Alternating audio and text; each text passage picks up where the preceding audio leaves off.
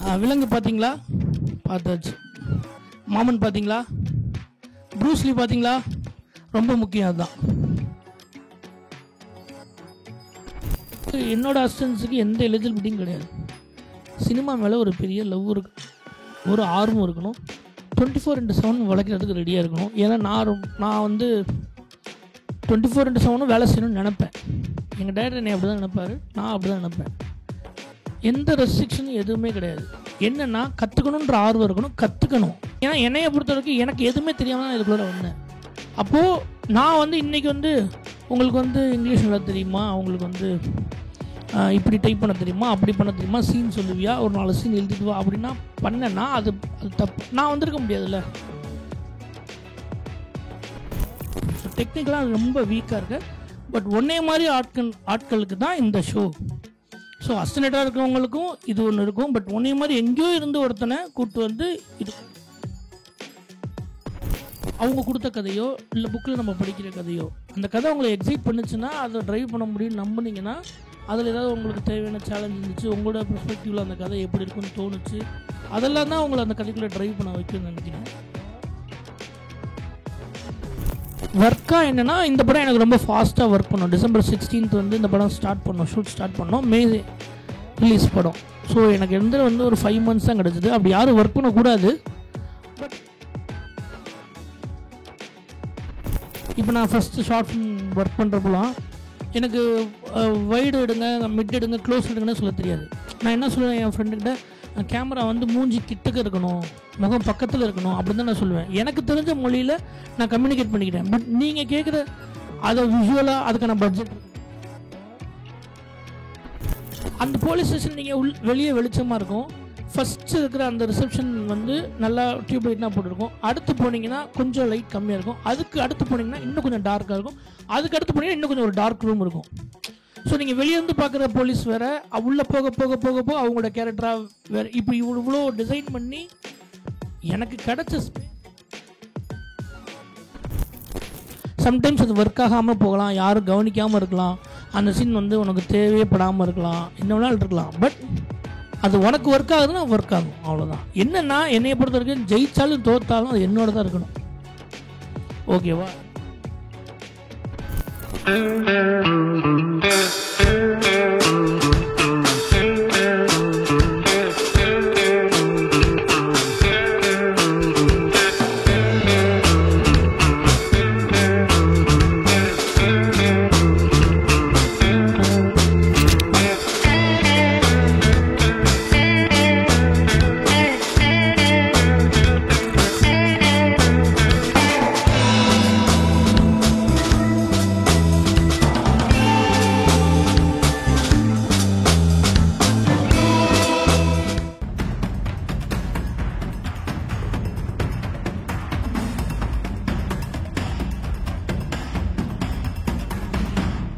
கலை மனிதனாக பிறந்த ஒவ்வொருவனும் அள்ளி அள்ளி பருக வேண்டிய அமிர்தமடாது.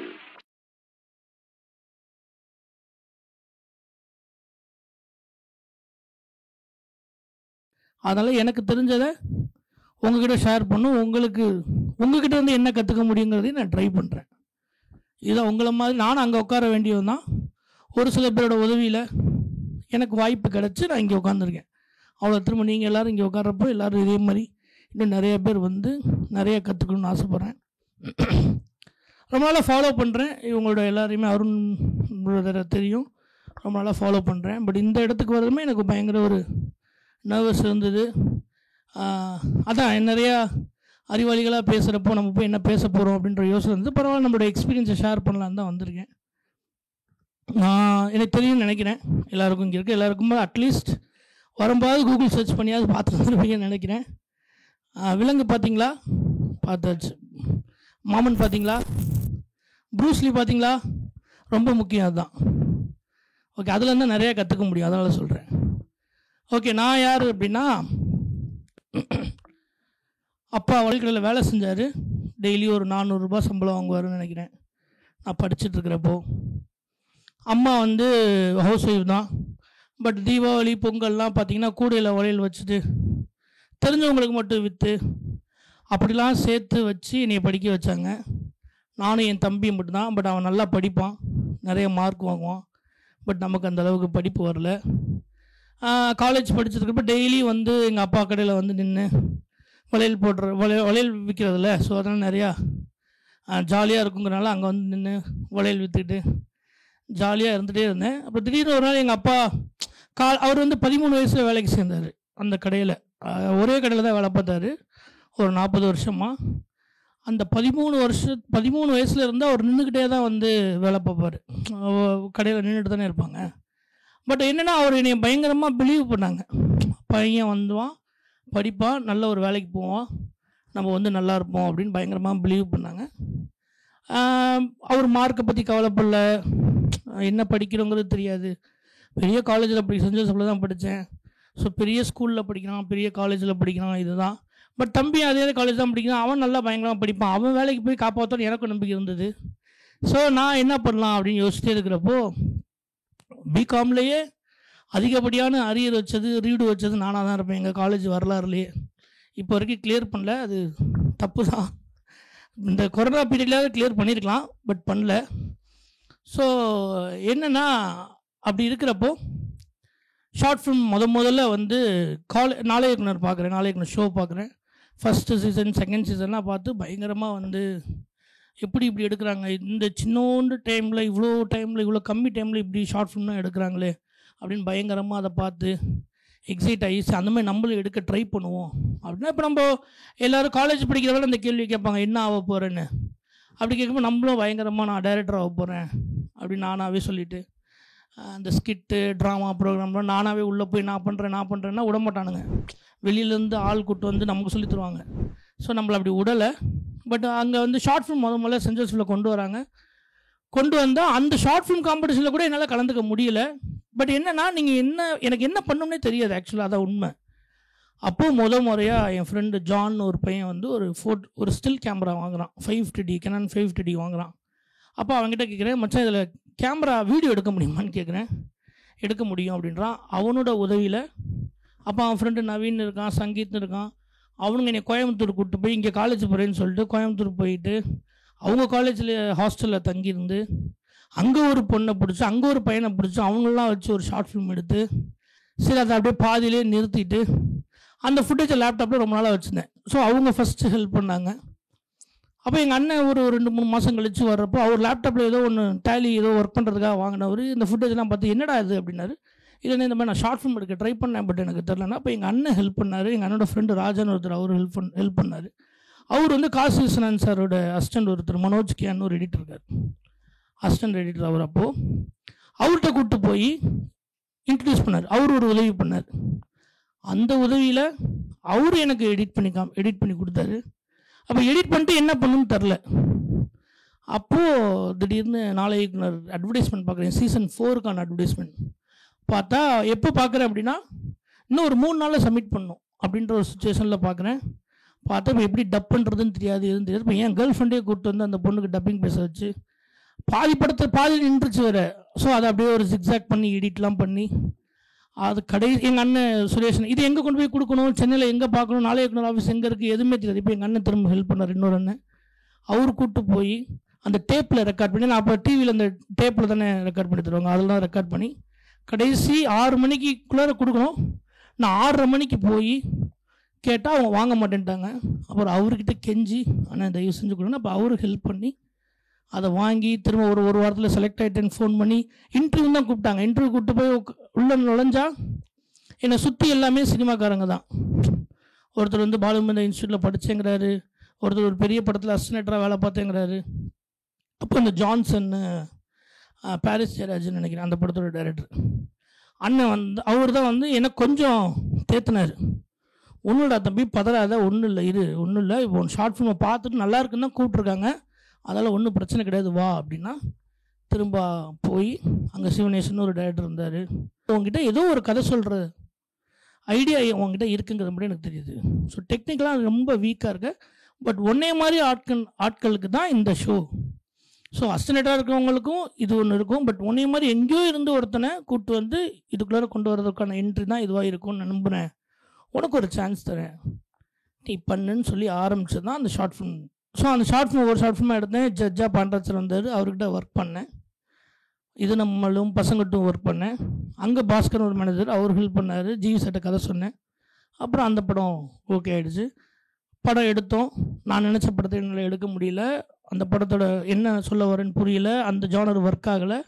அந்த படம் திரும்ப ஃப்ளாப். திரும்ப 4 வருஷம் விளையாட்டுத்தனமாக ஒரு படம் எடுத்தோமோ, நம்ம என்ன தப்பு பண்ணோம், என்ன செஞ்சோம், நம்ம ஏன் என்ன கற்றுக்கலையா, ஏன் இது ஒர்க் ஆகலை அப்படின்ற ப்ராசஸ்லாம் பண்ணி ஒரு 4 வருஷம் கழிச்சு ப்ரூஸ்லி படத்தை பார்த்த ஒரு அண்ணன், எங்கள் அண்ணன் ஐயப்பண்ணன் ஒரு அண்ணன் இருக்கார். அவர் எஸ்கே படஸ் மதன் சார்ட்டை கூப்பிட்டு போனார்.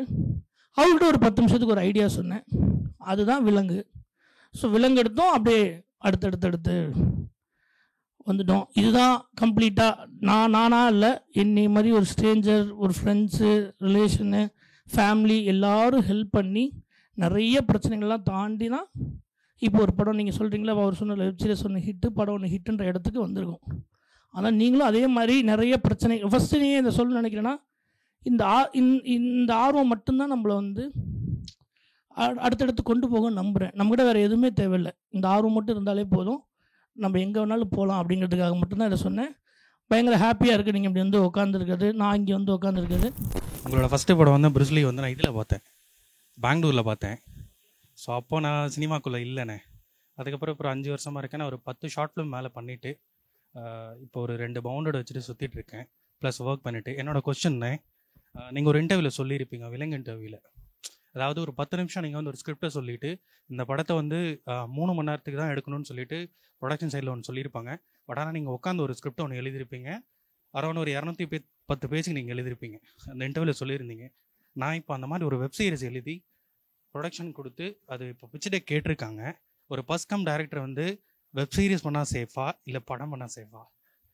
நல்லா பண்ணால் சேஃப், எதுனாலும் பண்ணலாம்.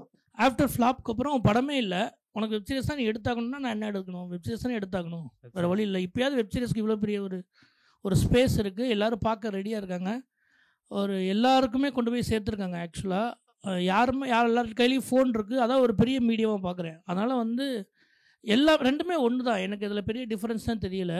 வெப் சீரிஸ் கதை தான் டிசைட் பண்ணும். அது வெப் சீரிஸ் ஆகிறதும் படமாகிறதும் என்ன டிசைட் பண்ணால் நீ வச்சுருக்க கதை தான் டிசைட் பண்ணும். ஒரு சின்ன கதையை நீ வெப் சீரிஸ் ஆக்க முடியாது, ஒரு பெரிய வெப் சீரிஸ் கதையை ஒரு சின்ன படமாக்க முடியாது. ஸோ அந்த டிசிஷன் தான் ரொம்ப முக்கியம்னு நினைக்கிறேன். இந்த கதையை வெப் சீரிஸாக பண்ணலாமா படமாக பண்ணலாமான்ற டிசிஷன் உங்ககிட்ட இருக்குது. அதை ஒன்று பண்ணிவிட்டு அதுக்கான அப்ரோச் இருந்தால் அது கரெக்டாக போய் நடந்துடும்னு நினைக்கிறேன். ஓகே. இன்னொரு கொஸ்டின்னா, ஆக்சுவலாக நீங்கள் நம்ம என்னை பொறுத்த வரைக்கும் ஒரு கதை தோணுச்சுன்னா அந்த ஸ்டோரி என்ன ஃபஸ்ட்டு எனக்குள்ளே ஒரு ஸ்டோரி தோணுனா மட்டும்தான் அதை நான் எடுத்து இன்னொருத்தரோட ஹெல்ப் எடுத்து ஸ்க்ரீன் ப்ளே பண்ண முடியும். பட் ஆனால் மாமனில் சூரி சாரோட ஸ்டோரி எடுத்து நீங்கள் ஸ்க்ரீன் ப்ளே பண்ணியிருந்தீங்க. அது எப்படி நான் இருந்தது உங்களுக்கு? அவர் சொன்ன கதை எனக்கு எக்ஸைட்டிங்காக இருந்தது, அதனால் அதை பண்ணேன். என்னென்னா, எனக்கு நான் எழுதின கதையோ அவங்க கொடுத்த கதையோ இல்லை புக்கில் நம்ம படிக்கிற கதையோ, அந்த கதை உங்களை எக்ஸைட் பண்ணுச்சுன்னா அதை ட்ரைவ் பண்ண முடியும்னு நம்புனீங்கன்னா, அதில் ஏதாவது உங்களுக்கு தேவையான சேலஞ்ச் இருந்துச்சு, உங்களோட பெர்ஸ்பெக்டிவில் அந்த கதை எப்படி இருக்குன்னு தோணுச்சு, அதெல்லாம் தான் உங்களை அந்த கதைக்குள்ளே ட்ரைவ் பண்ண வைக்கணும்னு நினைக்கிறேன். அது எனக்கு அந்த கதையில் ஒரு பெரிய சேலஞ்ச் இருந்தது. அந்த கதையை எனக்கு எக்ஸைட்டிங்காக இருந்து, இப்போ விலங்கு மாதிரியே ஒரு கதையை கூப்பிட்டு அவர் சொல்லியிருந்தாருன்னா, நாங்கள் நிறைய கதை பேசினோம், அந்த மாதிரியான ஒரு கதையாக அண்ணன் சொன்னார். பட் அது எனக்கு எக்ஸைட் பண்ணல, ஏன்னா எனக்கு அது நிறையா தெரியும். ஸோ அதை நான் அதையே திரும்ப பண்ணி இப்போ இதே டைரக்டர் இதே மாதிரி ஒரு படத்தை நீங்கள் பார்க்குறது உங்களுக்கு போர் அடிக்கணும்னு நம்பினேன்.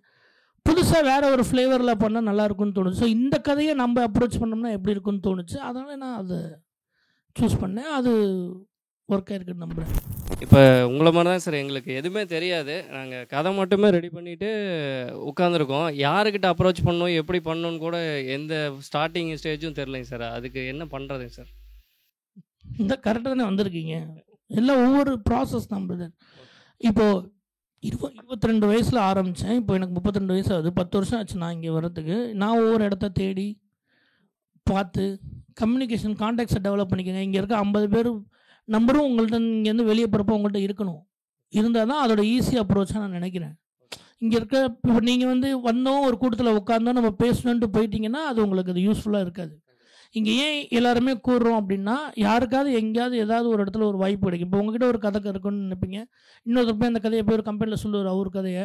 அப்போ அவங்க கேட்பாங்க, இல்லை எனக்கு இப்படி ஒரு கதை வேணும்னு. அப்போ அவர் உடனே என்ன பண்ணுவார்னா உங்களுக்கு ஃபோன் பண்ணுவார், இங்கே இப்படி ஒரு கதை கேட்குறாங்க நீங்கள் சொல்லுங்கள். அதுதான் கான்டெக்ட் தான் சினிமாவில் ரொம்ப முக்கியம்னு நினைக்கிறேன். ஸோ நீங்கள் வந்து இந்த கான்டெக்ட் வந்து டெவலப் பண்ணணும். இன்னொன்று அது ஹெல்த்தியாக தான் இருக்கும். அவன் ஒரு படம் பார்த்துருப்பான், அந்த படம் நல்லா இருக்குன்னு உங்கள்கிட்ட சொல்லுவான். அந்த படம் பார்க்குறப்ப உங்களுக்கு ஒன்று தோணும், அவங்களோட எக்ஸ்பீரியன்ஸ் இது தானே. எல்லாருமே சேர்ந்து வேலை பார்க்குறது தான் வேலையாக பார்க்குறேன். அதனால் இதுவும் ஒரு சரியான இடம் தான். எல்லா இடத்துலையும் கதை தேடணும்ல, அந்த மாதிரி எல்லா இடத்துலையும் வாய்ப்பையும் தேடணும். எதை பார்த்தாலும் சினிமாவாக நமக்கு தோணுதில்ல. ஒரு படம் பார்த்தாலுமே இந்த படத்தை இப்படி எடுத்துக்கலாம் அப்படி எடுத்துக்கலாம்னு தோணும்.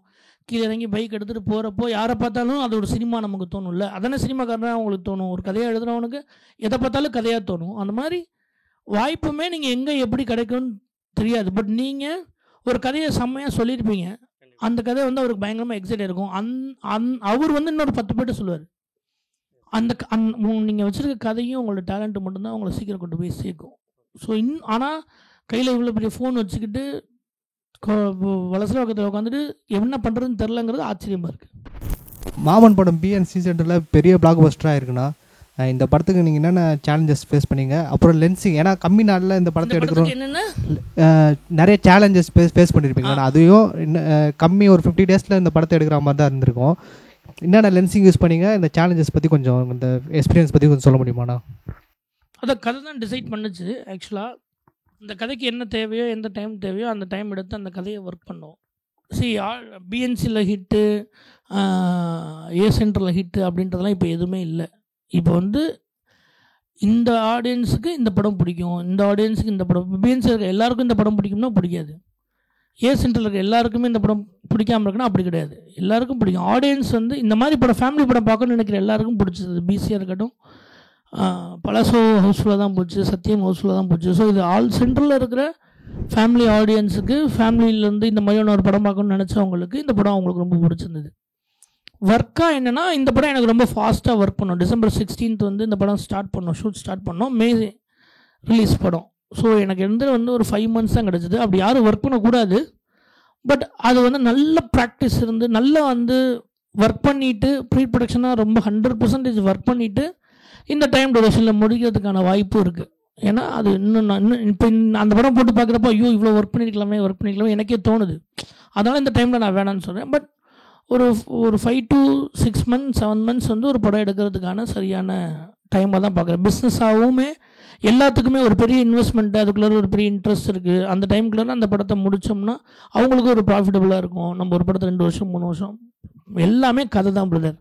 இந்த கதையை இப்படி சொன்னால் நல்லாயிருக்கும், இந்த கதையை டைம் எடுத்து தான் எடுக்கணும், இந்த கதையை ட்ராவல் கதையை நீங்கள் என்ன பண்ணுவீங்க, டைம் எடுத்து தான் எடுக்கணும். ஒரு விஷயம் வேணும்னா அதுக்காக நீங்கள் வெயிட் பண்ணி தான் ஆகணும். ஸோ இது எல்லாத்தையுமே உங்களுக்கு கதை தான் டிசைட் பண்ணும். எனக்கு இந்த ஃபேமிலி கதை எடுக்கிறதுக்கு 70 நாள் போதும்னா 70 நாள் போதும். அந்த 70 நாளுக்குள்ளாரையுமே நான் நிறைய சீன்ஸ் எடுத்து எடிட் பண்ணி வச்சுருக்கேன். பட் இன்னும் கொஞ்சம் ப்ரீ ப்ரொடக்ஷன் நான் ஒர்க் பண்ணியிருந்தேன்னா இன்னும் கம்மியாக இருந்திருக்கும். இன்னும் ஷூட்டிங் டேஸ் கம்மியாக இருந்திருக்கலாம், இன்னும் பட்ஜெட் கொஞ்சம் கம்மியாக இருந்திருக்கலாம். பட் எல்லாம் டிசைட் பண்ணுறதும் கதை தான் டிசைட் பண்ணும், ஆடியன்ஸையும் கதை தான் டிசைட் பண்ணும். சார் இப்போது ரைட்டிங்கில் நம்ம ஒரு ஒர்க் பண்ணுவோம், அதை விஷுவலாக மாற்றும் போது சில டிஃபிகல்ட்ஸ்லாம் வரும்ல சார். நம்ம ரைட்டிங்கில் வந்து நம்ம இமேஜின் ஒன்று பண்ணுவோம், அதை வந்து நம்ம ரைட் பண்ணுவோம், அது வந்து ஈஸியாக வந்துடும். நம்ம நினச்சதை அப்படியே எழுத்தாக கொண்டு வருது. அது நம்ம ஒரு விஷுவலாக காட்சியாக மாற்றுறோம்ல சார். அப்போ எந்த மாதிரி டிஃபிகல்ட்ஸ்லாம் இருக்கோ அதை நம்ம எப்படி ஹேண்டில் பண்ணணும்? அது வராது. சம்டைம்ஸ் நம்ம அந்த ஃப்ரேம் வைக்கும்போது, ஃப்ரேமில் பார்க்கும்போது நம்ம ரைட் பண்ணது வேறு மாதிரி இருக்குது. ஆனால் முன்னாடி இருக்க அந்த கேரக்டர்ஸாக இருக்கட்டும், அங்கே இருக்க ஒரு ப்ராப்பர்ட்டிஸாக இருக்கட்டும், இந்த மாதிரி இல்லை, நமக்கு இப்படி தான் இருக்குது அப்படிங்கும்போது நம்ம எப்படி சார் ஹேண்டில் பண்ணுறது? அதான் சிம்பிள் பிரதர். என்னென்னா அதை எழுதுறதில் எந்த விதமான வரைமுறையும் இல்லை, எந்த விதமான கட்டுப்பாடும் கிடையாது. யோசிக்கிறப்போ அப்படி யோசிச்சுடுவோம். அதான் ஸ்டோரி ரைட்டர்ஸ்க்கும் டைரக்டருக்குமான வித்தியாசம். அந்த டைரக்டர் வந்து என்ன கதையை அப்படியே எப்படி கொண்டு வந்து போகிறாங்கிறது தான், அதான் ப்ராக்டிஸ். அதுக்கு தான் ஒர்க் பண்ண போகிறீங்க, அதுக்கு தான் நிறைய கற்றுக்கணும். நீங்கள் என்ன லென்ஸ் போடணும். இப்போ நான் ஃபஸ்ட்டு ஷார்ட் ஃபிலிம் ஒர்க் பண்ணுறப்போலாம் எனக்கு வைடு எடுங்க, மிட் எடுங்க, க்ளோஸ் எடுங்கன்னு சொல்ல தெரியாது. நான் என்ன சொல்லுவேன் என் ஃப்ரெண்டுக்கிட்ட, கேமரா வந்து மூஞ்சி கிட்டக்க இருக்கணும், முகம் பக்கத்தில் இருக்கணும் அப்படின்னு தான் நான் சொல்லுவேன். எனக்கு தெரிஞ்ச மொழியில் நான் கம்யூனிகேட் பண்ணிக்கிட்டேன். பட் நீங்கள் கேட்குற அதை விஷுவலாக அதுக்கான பட்ஜெட் இருக்கணும். நீங்கள் நினச்ச மாதிரியான எல்லாத்தையுமே நீங்கள் வந்து அதான் ரைட்டராக ஒர்க் வேறு, டைரக்டராக ஒர்க் வேறு. நீங்கள் டேரக்டராக ஒரு 2 months வந்து ஒரு ப்ரீ ப்ரொடக்ஷனில் இந்த கேரக்டர் இப்படி தான் இருக்க போகுது, இந்த கேரக்டரோட ஷர்ட் இந்த கலரில் தான் இருக்க போகுது, இந்த கேரக்டரோட பேட்டர்ன் இதுதான், இந்த நீங்கள் ஒவ்வொரு கேரக்டருக்குமே அதோட ஆர்க்கோ அதோட கேரக்டர் எழுதிட்டிங்கன்னா எப்பயுமே நீங்கள் ஏதோ ஒன்று கண்ணில் பார்த்துருப்பீங்க, உங்கள் வீட்டில் இருந்திருப்பாங்க, நீங்கள் உங்களோட எக்ஸ்பீரியன்ஸ் இருக்கும், இல்லை நீங்கள் ஏதோ பார்த்த படங்கள் இருக்கும், நீங்கள் படித்த புக் இருக்கும், அதுலேருந்து தான் உங்களுக்கு ஒரு இமேஜினேஷன் வந்திருக்கும். ஓகேவா? புதுசாக ஃபேண்டஸியாக இருந்தாலுமே உங்களுக்குள்ள ஒரு மைண்டுக்குள்ள ஒரு இமேஜினேஷன் இருக்கும். அப்போ இப்போ சிம்பிளாக சரி, இப்போ நான் அக்கா கேரக்டர் எழுதுகிறப்போ மாமன் பார்த்துட்டிங்கல்ல, அக்கா கேரக்டர் எழுதுகிறப்போ இப்போ நான் எங்கள் அக்கா எனக்கு ஞாபகம் வந்தாங்க. அப்போ நான் என்ன பண்ணுறேன்னா, எங்கள் அக்கா கனகாம்பரம் பூ தான் வைப்பாங்க, எங்கள் அம்மா கனகாம்பரம் பூ தான் வைப்பாங்க. அப்போ நான் என்னென்னா, இப்போது பூ கொடுன்னு சொல்கிறத விட எனக்கு அந்த கேரக்டருக்கு அந்த பூ தான். சரி, இந்த பூ என்ன பண்ணிடும் அப்படின்னா அப்படி இல்லை. நீங்கள் நல்லா நோட் பண்ணி பார்த்தீங்கன்னா, இப்போ இருக்க ஜென்ரேஷனில் பொண்ணுங்க கனகாம்பரம் பூ வைக்க மாட்டாங்க. கொஞ்சம் ஓல்டாக இருக்கிற, ஸோ நான் என்னோடய கேரக்டராகவே எல்லா இடங்கள்லையுமே இந்த கேரக்டர் தான் பண்ணும், இந்த கேரக்டர் தான் பண்ணும். எந்த இடத்துலையுமே நைட்டியை யூஸ் பண்ண விட்ருக்க மாட்டேன். ஓகேவா? ஒரு ஃபேமிலி படம் தான் நம்ம எடுக்கிறோம், இப்போ அக்கா நைட்டி போட்டு இருந்திருக்கலாம்ல. ஏன்னா நான் எங்கள் அக்கா நைட்டி போட்டு நான் பார்த்தது கிடையாது. நான் அப்படி தான் எங்கள் அம்மா நைட்டி போட்டு நான் பார்த்தது கிடையாது. இப்போ நான் என் கேரக்டரை என் லைஃப்லேருந்து ஒவ்வொன்றா எடுத்து நான் அந்த டிசைன் பண்ணிக்கிறேன். அந்த மாதிரி நீங்கள் அந்த கேரக்டர் டிசைன் பண்ணிங்கன்னா அந்த கேரக்டர் வந்துடும். பட்ஜெட் தான் ப்ரொடியூசர். இப்போ நீங்கள் ஒரு 1000 பேர் இருக்கணும்னு கேட்டிங்கன்னா 1000 பேர் இருக்க முடியாது. அப்போ என்ன பண்ண, ஒரு 300 பேர் வச்சு சிஜி பண்ணிக்க முடியுமா? நம்ம நினச்சதை அட்லீஸ்ட் ஏதாவது ஒன்று கொண்டு வந்து காமிச்சிட முடியுமாங்கிறத நம்ம போராடணும், ட்ரை பண்ணுறோம். அதுக்கான ஸ்பேஸ் உங்களுக்கு கிடைக்கும். அதுதான் இப்போ நான் விலங்கு ஒர்க் பண்ணுறப்போ ஆஃப்டர் நான் ஒரு பெரிய ஒரு ஃப்ளாப்க்கு அப்புறம் நம்ம என்ன பண்ணுறதுன்றப்போ ஒரு சான்ஸ் கிடைக்கிது. அந்த சான்ஸை நான் கரெக்டாக யூட்டிலைஸ் பண்ணணும். அதோட பட்ஜெட் ரொம்ப சின்னது, ஆனால் அதோட டூரேஷன் ரொம்ப பெருசு. அந்த கதை ப்ரொடியூசர் சூஸ் பண்ணதுக்கு காரணமே என்னென்னா, மோஸ்ட்லி அந்த கதை ஒரு போலீஸ் ஸ்டேஷனுக்குள்ளே நடக்கும். ஸோ இதெல்லாம் அவங்க கால்குலேட் பண்ணி அந்த படத்தை சூஸ் பண்ணுறாங்க. அப்போது நாங்கள் என்ன பண்ணுறோம், ஓகே போலீஸ் ஸ்டேஷன் தான் நமக்கு லைஃப், அந்த படத்தை காப்பாற்றப்படுறது போலீஸ் ஸ்டேஷன் தான். அந்த போலீஸ் ஸ்டேஷன் யூஸ்வலாக இருக்கக்கூடாதுன்னு முடிவு பண்ணு. நீங்கள் சிவப்பு கலர் பெயிண்ட் அடித்து கட்டமாக போட்டு ஒரு போர்டு வச்சு இருந்துடக்கூடாது. ஏன்னா படம் போர் அடிக்கும். நிறைய போலீஸ் ஸ்டேஷன் இந்த மாதிரி பார்த்தாச்சு.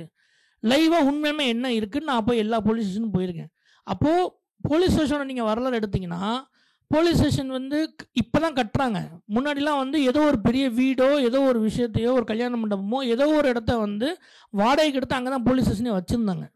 ஸோ நாங்கள் அந்த அப்ரோச்சில் தான் தேடினா எனக்கு ஷார்ட்டாக வச்சு எடுக்கிறத விட இன்ட்ரெஸ்டிங்காக ஒரு சிங்கிள் ஷார்ட்ஸ் நிறைய ட்ரை பண்ணணும், ஒரு ட்ராவல் இருக்கணும். ஏன்னா இப்படியே வச்சு நீங்கள் எடுத்திங்கன்னா போர் அடிக்க ட்ரை ஆகும். அப்போது அதுக்கான ஸ்பேஸ் வேணும். நீங்கள் கிம்பிள் போகிறோமோ ஸ்டெடி கேம் போகிறதுக்கோ அதுக்கான ஸ்பேஸ்லாம் வேணும். அந்த போலீஸ் ஸ்டேஷன் நீங்கள் வெளியே வெளிச்சமாக இருக்கும். ஃபஸ்ட்டு இருக்கிற அந்த ரிசப்ஷன் நல்லா டியூப் லைட்னா போட்டுருக்கும். அடுத்து போனீங்கன்னா கொஞ்சம் லைட் கம்மியாக இருக்கும். அதுக்கு அடுத்து போனீங்கன்னா இன்னும் கொஞ்சம் டார்க்காக இருக்கும். அதுக்கு அடுத்து போனீங்கன்னா இன்னும் கொஞ்சம் ஒரு டார்க் ரூம் இருக்கும். ஸோ நீங்கள் வெளியேருந்து பார்க்குற போலீஸ் வேறு, உள்ளே போக போக போக போக அவங்களோட கேரக்டராக வேறு. இப்போ இவ்வளோ டிசைன் பண்ணி எனக்கு கிடைச்ச ஸ்பேஸ்க்குள்ளார, எனக்கு கிடைச்ச இடத்துக்குள்ளார, எனக்கு கொடுத்த பட்ஜெட்டுக்குள்ளார, எனக்கு கிடைச்ச நாட்களுக்குள்ளார நான் என்னெல்லாம் பண்ண முடியுங்கிறத நான் அங்கே ஒர்க் பண்ணுறேன். அதான் டைரக்டராக நம்ம செய்ய வேண்டியது. அதை ரைட்டராக மட்டும் இருந்து இல்லை எனக்கு இப்படி தான் வேணும் பிடிவாதமும் பிடிச்சிருந்தோம்னா அது. ஸோ டைரக்டரோட ரோல் வேறு, ரைட்டரோட ரோல் வேறு. நீங்கள் ரைட்டராக இருக்கிறப்ப ரைட்டராக மட்டும்தான் நினச்சி எழுதணும். அப்போ ஐயோ இதை எடுக்க முடியாதுன்னு அடிச்சுட்டு எழுதிங்கன்னா மாட்டிக்குவீங்க. இதை நம்மளால் அச்சீவ் பண்ண முடியாது, இதை பண்ண முடியாதுன்னு. ரைட்டராக இருக்கிறப்ப 100% ரைட்டராக இருங்க. உங்களோட கற்பனைக்கு எல்லையே இருக்கக்கூடாது. டைரக்டராக இருக்கிறப்ப 100% டைரக்டராக இருங்க. இந்த சீன் வேணும், இந்த சீன் செம்ம இன்ட்ரெஸ்டிங்காக இருக்குது, ரொம்ப அழகாக இருக்குது, இந்த சீன் எக்ஸைட் பண்ணும், இந்த சீன் சிரிக்க வைக்கும், இந்த சீன் என்ன வேணாலும் பண்ணும். ஆனால் அந்த சீன் என்னால் படத்துக்குள்ளே வைக்க முடியாது தான்.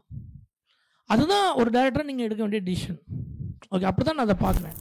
சார் உங்கள் ரைட்டிங் ப்ராசஸ் பற்றி சொல்லுங்கள். நீங்கள் இப்போ மாமன்லாம் பார்த்தேன், இவ்வளோ கேரக்டர்ஸை வச்சு எல்லாம் ஸ்ட்ராங்காக இருக்குது, டாக்ஸிக்கான சுச்சுவேஷன்ஸ்லாம் நல்லா பிலீவபுளாக உட்காந்துருக்கு எல்லா சீனும்.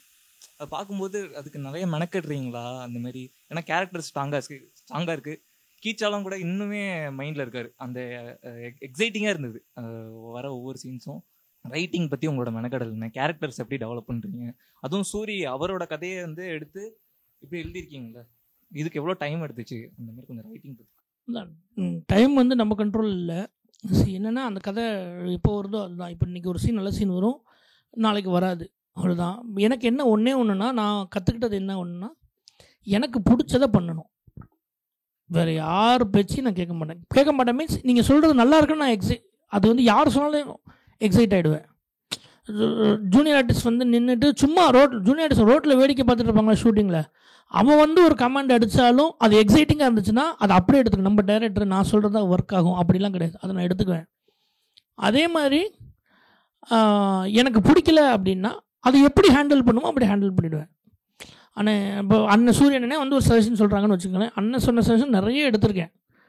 ஒரு சில சஜஷன் வந்து அண்ணன் சொல்கிறப்போ அவரோட பாயிண்ட் ஆஃப் வியூ அவர் சொன்னதுக்கா சரி. இப்போயுமே செகண்ட் ஹாஃப் வந்து அண்ணன் வந்து ஹியூமர் வேணும்னு சொன்னார். நான் தான் வந்து பிடிவாதமாக ஹியூமரே வைக்க மாட்டேன்னு சொல்லி வைக்கல. பட் அது இப்போ மைனஸாக எழுதுறாங்க. ஓகே, எனக்கு என்னென்னா இல்லை செகண்ட் ஹாஃபில் இன்றைக்கி உட்காந்து அழுகுறாங்கல்ல, 10 நிமிஷம் தேட்டரை விட்டு எந்திரிச்சு போகிறப்போ ஒரு அம்மா சொல்கிறாங்க நான் ஒரு 5 நிமிஷம் தேட்டரில் உட்காந்து தான் வந்தேன் அப்படின்னு சொல்கிறாங்களே, அந்த இம்பேக்ட் ஹியூமர் இருந்தால் இருக்காதோன்னு எனக்கு தோணுச்சு. ஓகேவா? ஸோ அந்த டிசிஷன் நான் தான் எடுக்கணும். அப்போது ரைட்டிங்காக ஒன்று எது எக்ஸைட் பண்ணுதோ அதை நம்பணும்னு நினைக்கிறேன். எனக்கு வந்து கிச்சா எக்ஸைட் பண்ணால் கிச்சா வந்து ஒரிஜினல் கேரக்டர். ஸோ நியூஸ் பேப்பரில் கிச்சானோட நியூஸை நான் படிக்கிறப்போ ஒரு 10-12 கொலை பண்ண ஒருத்தன் வந்து போலீஸ்கிட்ட மாட்டிக்கிட்டான் அப்படின்னு இந்த நியூஸ் சாதாரணமாக நியூஸ் சைக்கோ கில்லர் அப்படின்னு நான் படிக்கிறேன். அவன் எங்கே இருக்கான் அப்படின்னா ஒரு 2 தெரு தள்ளி இருக்கான். நம்ம வீட்டிலேருந்து ஒரு ஒரு 2 கிலோமீட்டர் அப்படி தான் இருக்கான். பக்கத்து ஊர் அடிக்கடி அங்கே போகிற வரதான் நம்ம இடம் தான், நம்ம ஏரியா தான் அது அப்படிங்கிற மாதிரி. இன்னும் அவங்ககிட்ட நம்ம மாட்டினோம் இப்படின்னு அவன் மேலே எனக்கு ஒரு பெரிய பயம் வருது. சைக்கோவாக இருக்கானுங்களா, இப்படி இருக்கானுங்களா, இன்னமும் இப்படி இருக்கானுங்களா அப்படின்னு ஒரு பயம் வருது. இப்போ நான் வேறு ஒரு கதை பண்ணிகிட்ருக்கேன், ஒரு கேங்ஸ்டர் கதை பண்ணிகிட்ருக்கேன். அதுக்காக நான் ஒவ்வொரு போலீஸ் எல்லாரையும் மீட் பண்ணிட்டுருக்கேன். அப்போது இந்த கேஸை ஹேண்டில் பண்ண ஒரு போலீஸ் ஆஃபீஸர் அவரை மீட் பண்ணுறேன். நம்ம அண்ணன் ஒருத்தர் மூலியமாக சேட்டன் அவர் மூலியமாக நான் அவரை மீட் பண்ணுறேன். மீட் பண்ணால் அவர் சொல்கிறாரு எனக்கு கேங்ஸ்டர் கதையெல்லாம் விட்டுருங்க, நான் வந்து இந்த கேள்விப்பட்டீங்களா அந்த ஆமாம் அப்படின்னு அவனை நான் தான் பிடிச்சேன் அப்படின்னு. என்ன சார் சொல்கிறீங்க அப்படின்னு. ஆமாம் நான் வந்து சொல்கிறேன், அவனை எப்படி பிடிச்சேன்னு நான் சொல்கிறேன்னு சொல்லி அவர் ஒரு கதை எனக்கு சொல்கிறார். அது என்ன எக்ஸைட் பண்ணுச்சு. ஒரு இருட்டுக்குள்ளே நின்று பேசுகிற கிரவுண்டில் நைட்டு ஒரு 7:30 மணி 8 மணிக்கு அவர் ஃபேஸ் கூட எனக்கு தெரியல. அவர் தம் அடிச்சுக்க அந்த தம் இது மட்டும் தான் எனக்கு தெரியுது. ஆனால் எனக்கு வயிறு வலிக்க சிரிக்க வச்சுதார் என்ன. ஸோ இது வரைக்கும் நான் போலீஸை பயமாக போலீஸ் ஸ்டேஷனுக்கு போகக்கூடாது, போலீஸ் ஸ்டேஷனுக்குள்ளே ஏறக்கூடாது அப்படின்னு நம்ம யோசிப்போம்ல. ஸோ அப்படி இருந்த ஒரு போலீஸை அவங்களுக்குள்ள ஒரு இவ்வளோ பெரிய ஹியூமர் சென்ஸ் இருக்குது. அவங்க வந்து நம்ம பயங்கரமாக பார்த்து பயந்த ஒரு கிரிமினலை வந்து அவங்க இப்படி ஹேண்டில் பண்ணியிருக்காங்கங்கிறது வந்து எனக்கு சர்ப்ரைஸாக இருக்குது. அதை நான் ஃபுல்லாக எடுக்கல படமாக. அது என்னை சர்ப்ரைஸ் பண்ணுச்சு, அது என்னை எக்ஸைட் பண்ணுச்சு. ஸோ இப்போ நீங்கள் யூஸ்வலாகவே ஒரு த்ரில்லர் கதை எடுக்கிறப்ப என்ன யோசிப்போம், ஒரு 10 கொலை 12 கொலைனா என்ன யோசிப்போம், ஒவ்வொரு டெட் பாடியாக கிடைக்குது அப்படின்னு தான் படம் எடுப்போம். அதில் தான் ஒரு த்ரில்லிங் ஃபேக்டர் இருக்குன்னு நினைப்போம். ஆனால் நான் அதை பிரேக் பண்ணி 2 பாடி தான் கிடைக்கும். 3வது 4வது கொலை அவன் தான் சொல்லுவான். ஏன்னா அதோட ஃப்ளேவரே வேறு, அதோட இமோஷனே வேறு. நீங்கள் வேறு ஒரு சீரியஸான ஒரு இமோஷனில் வந்து ஒரு ஹியூமர் பண்ணுறோம்ல, அது அங்கே நடக்கிறது எல்லாமே பயங்கர சீரியஸாக இருக்கும். பட் நம்ம பார்க்குறப்போ ஒன்று அப்படி மாட்டிட்டான்னு ஒரு எக்ஸைட்மெண்ட் இருக்குல்ல, அதை நான் ரசித்தேன். அது எனக்கு பிடிச்சிருந்துச்சு. அதை தான் நான் ஃபீல் பண்ணேன், அதை தான் ஆடியன்ஸுக்கு ஃபீல் பண்ண வைக்கணும்னு நினச்சேன். அதுதான் ஒர்க் ஆச்சு. ஸோ ரைட்டிங்காக நீ எங்கே எக்ஸைட் ஆகுறியோ அது எல்லாத்தையுமே நம்பிடு. ஓகேவா? 4 பேர் 10 பேர் சம்டைம்ஸ் அவங்க சொல்கிறது கரெக்டாக இருக்கும். உண்மையாலுமே எக்ஸைட் ஆகுதா, உண்மையாலுமே கண்ணு கலங்குதா, உண்மையாலுமே அழுக வருதா. மாமல்ல நான் எங்கெல்லாம் அழுவாங்கன்னு நினச்சோன்னா அங்கெல்லாம் அழுதாங்க. எனக்கு எங்கெல்லாம் கண்ணு கலங்குச்சு அங்கெல்லாம் கண்ணு கலங்குனாங்க. இப்போ நம்ம அந்த கதையை சொல்கிறப்போ, இப்போ நான் அந்த சீனை வந்து இப்போ நான் அவங்ககிட்ட சொல்கிறப்போ அண்ணன் வந்து இப்போ நான் சூரியனே வந்து ஒரு சீனை சொல்கிறப்போ நான் அவர் சொல்கிறப்போ எனக்கு கண் கலங்குச்சுன்னா அதை நம்பிடுவேன். அதே மாதிரி நான் ஒரு சீன் சொல்கிறப்போ அவர் கண்ணு கலங்குச்சுன்னா அதை நம்பிடுவேன். 2 பேருமே ஒரு இமோஷனலான ஆள் தான். அது எல்லாருக்கும் சில பேர் இப்படியே உட்காந்துருப்பான். அவனை கண் கலங்க வைக்க முடியாது, சிரிக்க வைக்க முடியாது, எதுவுமே பண்ண முடியாது. அதை நம்ம கண்டுக்கக்கூடாது. இப்போ இந்த படத்தை கிரிஞ்சுன்னு சொல்லுவாங்க, அதை நம்ம அது என்னென்னா அது அவங்களுடைய விருப்பம். அவங்களுக்கு ஒரு ஜானர் பிடிக்கும். எல்லாருக்கும் எல்லாத்தையுமே பிடிக்கிற மாதிரி நம்ம பண்ண முடியாது. பெரும்பான்மை யாருக்கு பிடிக்க ஒரு படம் பிடிச்சா அது வெற்றி படம், அவ்வளோதான். இது யாருக்காக, என்னை மாதிரியான இமோஷனல் ஆட்களுக்காக நான் எடுத்தேன், அது ஒர்க் ஆச்சு. ஸோ ரைட்டிங்கை பொறுத்த வரைக்கும் டைம் வந்து எந்த கண்ட்ரோலுக்குள்ளாரையுமே வச்சுக்காதீங்க. பட் ஆனால் என்ன பிரச்சனை, லைஃப் இது ஒரு ரெஸ்ட்ரிக்ஷன் நம்மளுக்குள்ளார வேணும். இதுக்குள்ளே எழுதி அப்போ தான் நம்ம சோம்பேறித்தனம் இல்லாமல் எழுதுவோம். அது ஒன்றுக்காக மட்டும்தான் நம்ம டைம் டியூரேஷன் ஃபிக்ஸ் பண்ணுமே தவிர அது பாட்டுக்கு எழுதுங்க. எக்ஸைட் பண்ணுவவங்கள ஒரு சீன் இன்றைக்கி படிச்சுட்டு இன்றைக்கி எக்ஸைட்டிங்காக இருக்கும், இன்னொரு 10 நாள் கழிச்சு உங்களுக்கு எக்ஸைட்மெண்ட் குறையலாம். அந்த டைமில் யாராவது ஒருத்தர் ஃப்ரெஷ்ஷாக ஒருத்தரை கூப்பிட்டு அந்த சீனை சொல்லி பாருங்கள், இன்னும் எக்ஸைட் ஆகும். அவன் கொடுக்குற எனர்ஜி தான் நமக்கு என்ன எக்ஸைட் பண்ணுவோம். சம்டைம்ஸ் எழுதுகிறப்பே உங்களுக்கு அந்த சீன் போர் அடிக்கும். ஆனால் அந்த சீன் வந்து இன்னொருத்தர சொன்னால் எக்ஸைட் ஆகிற மாதிரி இருக்கும். ஆனால் உனக்கு போர் அடிச்சுன்னா கண்டிப்பாக அந்த சீன் போர் அடிக்கும். அதில் எந்த மாற்றமுமே இல்லை. இது என்னோட பிலீவபிலிட்டி. பட் அது ஒவ்வொருத்தருக்கும் ஒவ்வொரு மாதிரி ஒர்க் ஆகலாம். இல்லை ஒரு 10 இப்போ இந்த ஃபர்ஸ்ட் நைட் சீன் மாமல்லனா வந்து நான் தான் எழுதினேன். அது எனக்கு ஃபஸ்ட் டைம் அதை எழுதுகிறப்ப சிரிப்பு வந்துச்சு. அதுக்கப்புறம் நான் படம் பார்த்து ரிலீஸ் ஆகிற வரைக்கும் எனக்கு சிரிப்பே இல்லை. என்னடா இது என்ன நினச்சிட்டு இருந்தேன். ஆனால் ஆடியன்ஸ் சிரிக்கிறாங்க. அது என்னென்னா ஃபஸ்ட் டைம் உனக்கு ஒரு ஒரு ஒரு சீனை எழுதுகிறப்போ உனக்கு என்ன உணர்வு வருதோ அதுதான் கரெக்டாக இருக்கும்னு நான் நம்புகிறேன். சம்டைம்ஸ் அது ஒர்க் ஆகாமல் போகலாம், யாரும் கவனிக்காமல் இருக்கலாம், அந்த சீன் வந்து உனக்கு தேவையப்படாமல் இருக்கலாம், என்ன வேணாலும் இருக்கலாம். பட் அது உனக்கு ஒர்க் ஆகுதுன்னா ஒர்க் ஆகும், அவ்வளோதான். என்னென்னா என்னையை பொறுத்த வரைக்கும் ஜெயித்தாலும் தோற்றாலும் அது என்னோட தான் இருக்கணும். ஓகேவா? இவங்க இதை சொன்னாங்க அதனால் நான் இப்படி எழுதி இப்படி தோத்துட்டேன், இவங்க இதை சொன்னாங்க அதனால் நான் ஜெயித்தேன், அப்படி இருக்கக்கூடாது. எதுவாக இருந்தாலும் நம்மளோட தான் இருக்கணும். அதுதான். ஹாய் சார், உங்களை பார்த்ததில் சந்தோஷம். ஆக்சுவலி லாஸ்ட் 3 இயர்ஸாக நான் வேறு ஃபீல்டில் இருந்தேன். இப்போ தான் வந்து லைக் இதுக்கு முன்னாடி எக்ஸாம்ஸ் படிச்சுட்டு கம்ப்ளீட்டாக ஜாபில் இருந்தேன். பட் எனக்கு அது மேலே ட்ராவல் பண்ண இன்ட்ரெஸ்ட் இல்லை. எனக்கு லைக் ஸ்டோரி எழுதுறது, இமேஜினேஷன், மூவிஸ் பார்த்து அதை வச்சு எனக்கு அதிகமாக இந்த லவ் ஸ்டோரிஸ், த்ரில்லர் ஸ்டோரிஸ் தாண்டி சின்ன வயசில் நம்ம நிறைய இந்த ஃபிக்ஷனல் ஃபேண்டசிஸ் மூவி பார்த்துருப்போம். லைக் இந்த கார், ரோபோ, இல்லைனா ஒரு தனி வேர்ல்டுக்குள்ளே கூட்டிகிட்டு போகிறது. ஸோ அந்த மாதிரி ஒரு ஜானரில் இனிமேல் ஓகே சிட்டி எங்கே ஆஸ்பயர் ஆகிறவங்களுக்கு இப்படி நீங்கள் அப்ரோச் பண்ணி பாருங்கள். உங்ககிட்ட ஒரு அசிஸ்டன்ட் டைரக்டராக ஜாயின் பண்ணணும்னா நான் என்னோட அசிஸ்டன்ட் டைரக்டர்கிட்ட இந்த குவாலிட்டிஸ்லாம் எதிர்பார்ப்பேன் அப்படிங்கிற மாதிரி ஏதாவது இருந்தால் நீங்கள் ஷேர் பண்ணுங்கள் சார். ரொம்ப சிம்பிள் பிரதர். உங்களுக்கு என்ன மாதிரி நான் படம் பண்ணணும்னு ஆசைப்படுறீங்களோ அந்த மாதிரி டைரக்டர்கிட்ட அப்ரோச் பண்ணணும். தொடர்ந்து முயற்சி பண்ணுங்கள். இப்போது நீங்கள் இப்போ அட்லின்னு அதுதான் ஆரம்பிக்கிறாருன்னு நினைக்கிறேன். நீங்கள் கேட்குற இதுக்குள்ளே தான். இன்னொன்று உங்களை நீங்கள் சுருக்கிக்காதீங்க, எனக்கு இதுதான் வரும், நான் இப்படி தான் பண்ணுவேன் அப்படின்ற மூடுக்குள்ளே. ஏன்னா உங்களுக்கே தெரியாது உங்களுக்கு என்ன வரும்னு. இதுதான் உண்மை. நீங்கள் எடுத்து பார்க்குறப்ப தான் போட்டு எனக்கு பயங்கரமாக ஹியூமர் வரும்னு நினச்சி தான் ப்ரூஸ்லி எடுத்தேன். ஓகேவா? நான் பேசுகிறத வச்சு நான் என் ஃப்ரெண்ட்ஸ் எல்லாம் வச்சு பயங்கரமாக பிளாக் ஹியூமர் பண்ணுறேன், டார்க் ஹியூமர் பண்ணுறேன்ட்டு தான் ப்ரூஸ்லி எடுத்தேன். ஆனால் அது ஒர்க் ஆகலை. ஆனால் அப்படியே விலங்குன்னு ஒன்று எடுத்தேன், த்ரில்லர் ஒன்று பண்ணோம், அது ஒர்க் ஆச்சு. ஆனால் த்ரில்லர்லேயும் நான் ஒரு ஹியூமர் தான் பண்ணணும்னு நினச்சேன். ஏன்னா அதுதான் நம்மளோட ஸ்ட்ரென்த்துன்னு. அது போக போக தானே நமக்கு புரியும். இப்போ அப்படியே அழுக வச்சு தானே ஒரு படம் நம்ம எடுத்துருக்கோம். எனக்கும் அந்த படத்துக்கும் சம்மந்தமே இல்லைன்னு தான் சொல்லுவாங்க. இப்போ என் ஒய்ஃபே என்ன கேட்குறா, என்ன சம்மந்தமே இல்லை இவ்வளோ அழுக வைக்கிற அப்படின்னு தான் கேட்டாங்க. என்னென்னா உங்களுக்கு என்ன மாதிரி படம் பண்ணணும்னு தோணுதோ அந்த மாதிரி டைரக்டர் ஃபஸ்ட்டு அப்ரோச் பண்ணுங்கள். ஒன்று, உடனே உங்களை சேர்த்துக்குவாங்களா சேர்த்துக்க மாட்டாங்களாங்கிறது தெரில. பட் உங்களுடைய ஒர்க் ஏதாவது அவங்கள இம்ப்ரெஸ் பண்ணுற மாதிரியான ஒரு இடத்துல நீங்கள் போங்க. ஏன்னா நான் உண்மையாலுமே சொல்கிறேன், அந்த இடத்துல வந்து உக்காந்துருக்கிறப்போ சினிமா ரொம்ப பெருசு, அது ஒரு பெரிய கடல். நம்ம அந்த கடலில் எப்படி நம்ம நீந்தி அதெல்லாம் ஒரு மண்ணும் கிடையாது. இங்கே எக்ஸ்ட்ராடனரி டேலண்ட்ஸ் வேணும். இங்கே நிறைய ப்ரொடியூசர்ஸ் இருக்காங்க, நிறைய டேரக்டர்ஸ் இருக்காங்க, எல்லாருமே ஓப்பனாக இருக்காங்க. எல்லாரோட டேலண்ட்டையுமே யூஸ் பண்ணி அவங்களும் வளரணும்னு நினைக்கிறாங்க, உங்களையும் வளர்க்கணும்னு நினைக்கிறாங்க. என்ன பிரச்சனைனா கம்யூனிகேஷன் தான் பிரச்சனை. நீங்கள் போய் அவங்கள ரீச் பண்ண முடியல. ஒன்று, உங்களுடைய ஒர்க்கு என்னன்றது அவங்களுக்கு தெரியணும். ஓகேவா? உங்களோட ஒர்க்கு என்னன்றதை நீங்கள் ஒர்க்கோட போனீங்கன்னா அவங்க கண்டிப்பாக உங்களை வந்து இது பண்ண முடியும். கான்டாக்ட்ஸ் தான். ஒரு அசிஸ்டன்ட் இப்போ நான் இப்போ ஏன்னா என்ன அவ்வளோ பில்டப்பில் ஒரு பெரிய டேரக்டர் இருக்காருன்னா அவரோட அசிஸ்டன்ஸ் எப்படியாவது பிடிங்க, அவங்களும் ஒரு ஃப்ரெண்ட்ஷிப்பை டெவலப் பண்ணுங்கள். அவங்ககிட்ட உங்களோட டேலண்ட்டை சொல்லுங்கள், அவன் ஆட்டோமேட்டிக்காக உங்களை கொண்டு போவான் உள்ளே. ஓகேவா? ஸோ ஏதோ இல்லை அவன் படம் பண்ணுறப்போ உங்களை சேர்த்துக்குவான். உங்களுக்கு தேவை என்னென்னா ஒரு படத்தில் ஒர்க் பண்ணணும், அவ்வளோதான். உங்களுக்கு வேலை என்னென்னு கற்றுக்கணும், அவ்வளோதான். அது யார்கிட்ட ஒர்க் பண்ணால் என்ன. அதுக்கப்புறம் நீங்கள் ஒரு கதை ஒன்று ரெடி பண்ணுவீங்களே எக்ஸ்ட்ராடனரியாக, அந்த கதை தான் உங்களை கொண்டு போய் சேர்க்கும். நீங்கள் இந்த உலகத்தோட மிகப்பெரிய இயக்குனர்கிட்ட வேலை பார்த்தும் கதை நல்லா இல்லைன்னா படம் கிடைக்காது.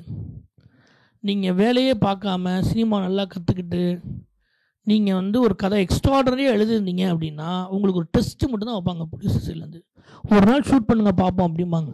அந்த ஒரு நாளில் உங்களோட ஒர்க்கு தெரிஞ்சிருச்சுன்னா நீங்கள் ஆட்டோமேட்டிக்காக போயிடுவீங்க. ஸோ உங்களுடைய எழுத்தும் உங்களுடைய வேலையும் மட்டும்தான் உங்களை முன்னேற்றும், வேறு எதுவுமே இல்லை.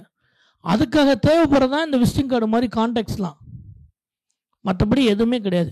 ஏன் அசிஸ்டண்ட்டுக்கு எனக்கு என்னோட அசிஸ்டன்ஸுக்கு எந்த எலிஜிபிலிட்டியும் கிடையாது. சினிமா மேலே ஒரு பெரிய லவ் இருக்கணும், ஒரு ஆர்வம் இருக்கணும், 24/7 வளர்க்குறதுக்கு ரெடியாக இருக்கணும். ஏன்னா நான் வந்து 24/7 வேலை செய்யணும்னு நினப்பேன். எங்கள் டேரக்டர் என்னை அப்படி தான் நினைப்பார், நான் அப்படி தான் நினப்பேன். எந்த ரெஸ்ட்ரிக்ஷனும் எதுவுமே கிடையாது. என்னென்னா கற்றுக்கணுன்ற ஆர்வம் இருக்கணும், கற்றுக்கணும். 6 மாதமாக 1 வருஷமாக சும்மாவே இருந்தோம்னா வேஸ்ட். ஏன் வேஸ்ட்டுன்னு நினைப்பேன், அந்த இடத்துல இன்னொருத்தர் வந்தனாவது அட்லீஸ்ட் அவனாவது கற்றுக்கிட்டு முன்னேறுவான் அப்படிங்கிறது மட்டும்தான் யோசனை. ஏன்னா என்னையை பொறுத்த வரைக்கும் எனக்கு எதுவுமே தெரியாமல் தான் நான் இதுக்குள்ளே வந்தேன். அப்போது நான் வந்து இன்றைக்கி வந்து உங்களுக்கு வந்து இங்கிலீஷ் நல்லா தெரியுமா, அவங்களுக்கு வந்து இப்படி டைப் பண்ண தெரியுமா, அப்படி பண்ண தெரியுமா, சீன் சொல்லுவியா, ஒரு 4 சீன் எழுதிட்டு வா அப்படின்னா பண்ணேன்னா அது தப்பு. நான் வந்திருக்க முடியாதுல்ல, என்னை சிவனேஷ் நம்பினார்ல. அதனால் எதுவுமே தேவையில்லை பிரதர், கற்றுக்கணுன்ற ஆர்வம் இருக்கணும், அதுக்கான உழைக்கணும். எனக்கு ஒரு 1 வீக் ஒரு மாதம் தெரியும் நீங்கள் என்ன வேலை செய்வீங்கன்னு. அதுக்கப்புறம் அவன் சும்மாவே அட்மாஸ்பியராக இருக்க போகிறானா இல்லை அவனுக்கு வேலை கொடுக்க போகிறோமாங்கிறது தெரியும். மறக்காம சப்ஸ்கிரைப் பண்ணிடுங்க.